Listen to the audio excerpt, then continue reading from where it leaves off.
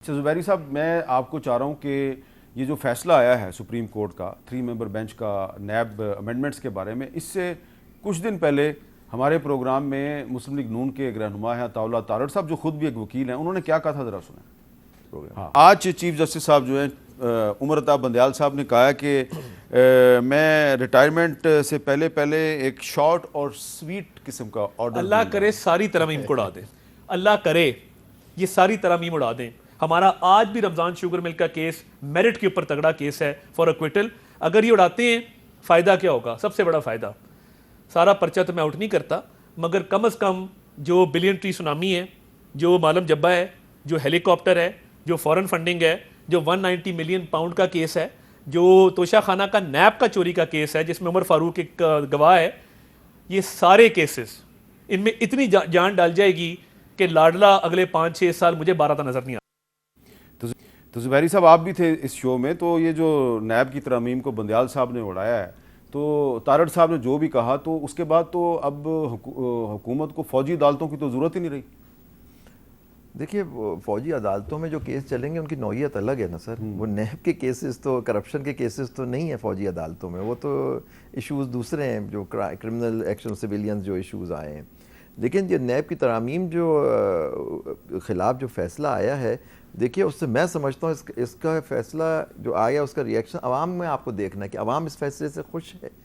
I am sure आप भी लोगों के बीच में रहते हैं, आप इतने बड़े जर्नलिस्ट हैं, आप बताएं लोग इससे खुश हैं? बिल्कुल, क्योंकि आप लोग चाहते हैं एहतसाब हो। लेकिन मैंने हमेशा एक बात कही है कि इस कानून को सियासी मकासद के लिए इस्तेमाल करके टारगेट नहीं करना चाहिए लोगों को। जो भी कोई आदमी उसको गलत जो केस बनता है आप उसे बनाएं, उस शहादत लाएं और साबित करें, साबित करना होता है। उसके बगैर लोगों को देखिए, इसमें एक बड़ा इस केस में बड़ी इशू है कि ये वाइट कॉलर क्राइम होता है, इसमें सारी एविडेंस आपके पास होती है।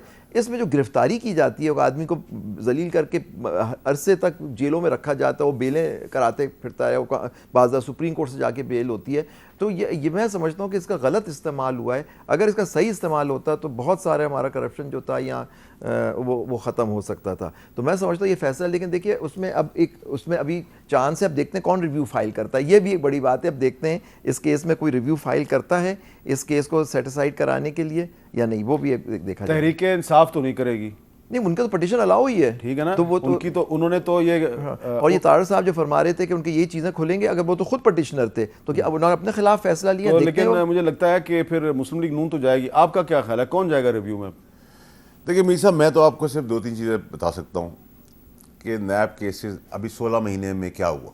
16 महीने में ये हुआ कि अपने केसेस माफ़ कराए पीडीएम की हुकूमत ने, बदतरीन कर्जे चढ़ाए, तबाही की और फिर पार्शल वे में निकल गए, पार्शल डेमोक्रेसी के साथ लंदन जाके बैठ गए। ठीक है सर। दूसरी चीज़ ये कि इलेक्शन कमीशन की न्यूट्रलिटी तो आप क्वेश्चन मार्क एक और बन गया है। सारी सियासी लोगों की पार्टियाँ भी बैठी हुई हैं।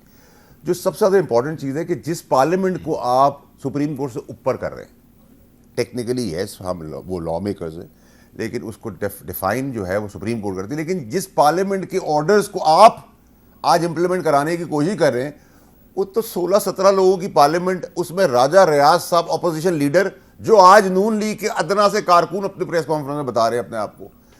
आप देखें तो ड्रामा पाकिस्तान का क्या है। एक असेंबली बना दी यूं करके, फिर वो असेंबली घूम के एक दूसरे के साथ पार्टियों के अंदर मर्ज हो गई, फिर सारी पार्टियों का गुलदस्ता बन गया। अपने हटाए केसेस, भगाए केसेस, उड़वाए केसेस, कर्जे की, अयाशी की निकल गए। ये जो असेंबली थी ये बनाई किसने थी?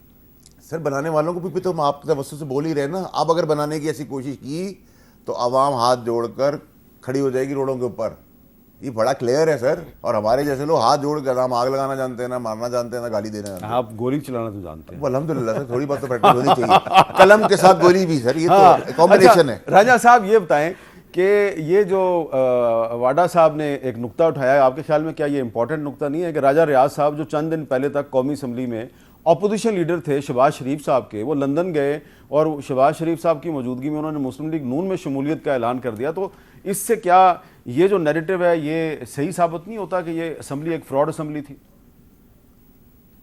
देखिए, राजा रियाज साहब अब असेंबली का हिस्सा नहीं रहे, उनकी वो पोजीशन नहीं रही और अब तो वो उस सारे अमल से बाहर रहे। आगे ना वो तहरीक इंसाफ की सीट के ऊपर अब MNA है, तो वो सियासी फैसला कोई भी कर सकते हैं। फैसल वाडा साहब इन्होंने अपनी सियासी जमात से अलहदगी इख्तियार की, अब ये कोई भी सियासी फैसला कर सकते हैं, ना इन पर हमको पाबंदी लगा सकते हैं, ये तो अब एक आज़ाद लेकिन शख्सियत है, आपको एक सियासी आपको शख्सियत है, इनकी जहाँ मर्जी गुफ्तगू जाए। से आपको इनकी गुफ्तगू से ये नहीं लग रहा कि ना ये इस्तेकाम पाकिस्तान पार्टी में गए, ना ये पीटीआई पार्लियामेंटेरियन में गए, ये पार्टी लेस पॉलिटिक्स की बात कर रहे हैं। तो आने वाला जो इलेक्शन है उसमें शायद ये एक इंडिपेंडेंट के तौर पे खड़े हो जाएंगे और इन जैसे और भी बहुत से लोग होंगे, और फिर आप लोग इनके बगैर तो आगे नहीं चल सकेंगे।